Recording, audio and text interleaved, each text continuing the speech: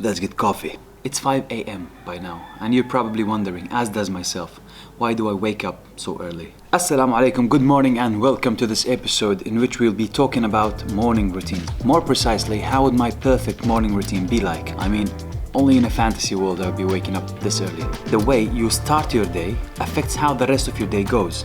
And the earlier you start your day, you have more room to add some positivity to your day before it begins. Not to mention the fact that most likely everybody else will be sleeping, which eliminates possible distraction and you can focus more on your goals, projects, or even enjoy a piece of silence before your daily grind begins. I have started a few years back with a certain degree of success to adopt a certain routine, which continued to evolve and change depending on where I live and my work duty. Yet, it always contains certain elements, namely Fajr prayer or dawn prayer, breakfast and working out. Just bear with me, I'll get to my point in a moment. More recently, I came across a book on just that, my morning routine. Not my morning routine, but the book's title is My Morning Routine. The authors of the book interviewed successful individuals and asked them simple questions regarding their morning routine. What do they do first thing as they wake up? Almost all of these successful individuals agreed on one fact, which is never start with your phone. Also, after reading the book, at least most of it, I found that most of this routine contains 5 key elements, with slight variation from one routine to another. And in this video, we shall discuss these 5 elements. And the first element is self-explanatory. Coffee.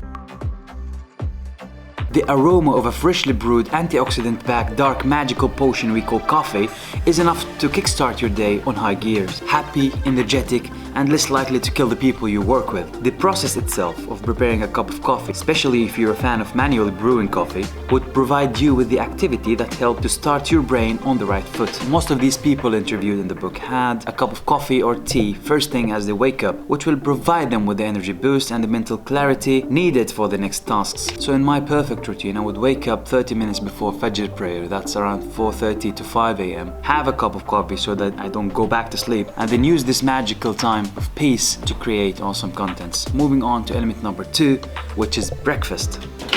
Just give me a second, I'll get my breakfast.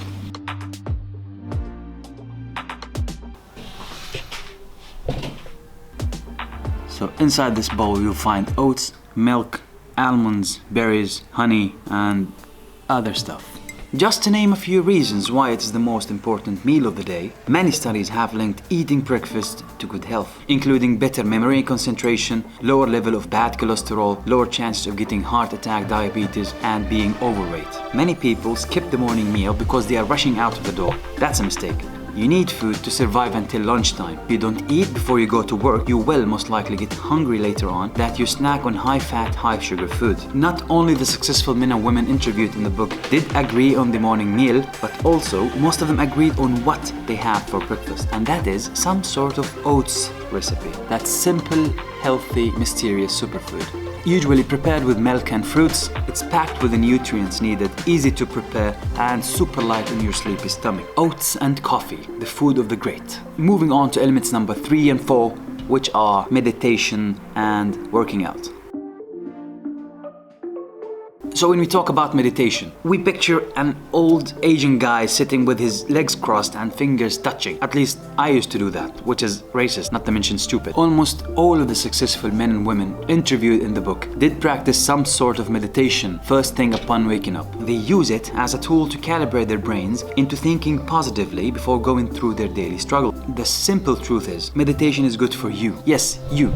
You don't have to be a yogi or a Buddhist monk to see dramatic effects from meditation. You can meditate at any time of day or night, but research shows that the best time of meditation is the first thing in the early morning. The benefits of meditation enhance when your mind is clear and free before the stresses of the day come. Here is how it works. The act of meditation causes the pituitary gland in your brain to secrete endorphins. And we know something about endorphins. They make us feel good emotionally and physically. Some studies even suggested that it helps fight anxiety and depression, while others say that regular meditation increases or improves the pain tolerance. As for me personally, prayer is my act of meditation. Therefore, I meditate first thing in the morning, one of 5 meditation stops Muslims have along the day. It's worth mentioning that for some, exercise is considered their meditation. Running, jogging, or fast walking, for example, would be a great way to clear one's mind. There is no right or wrong way of meditation. It does not matter how you do it, as long as you do meditate. So start meditating, my friend. Be water. Okay. Moving along to element number 4, which is exercise. And I have planned this poorly because today is Friday and it's still early and the gym opens at 9. So I'll see you in 3 hours.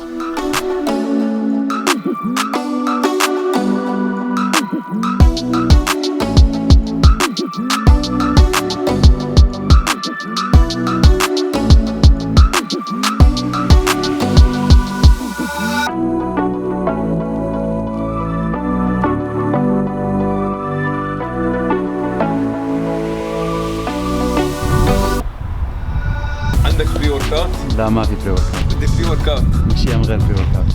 ما انا عندي بري ورك اوت اخديك.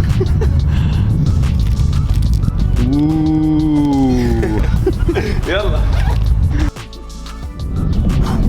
Welcome back.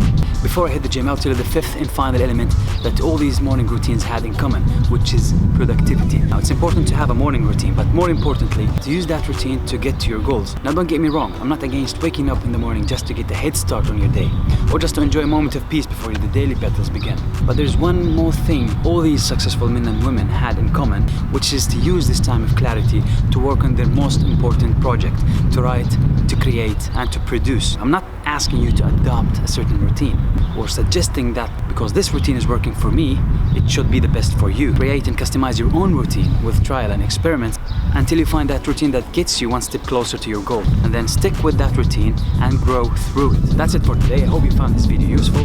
Thank you for watching, and we'll see you in the next one. Salam.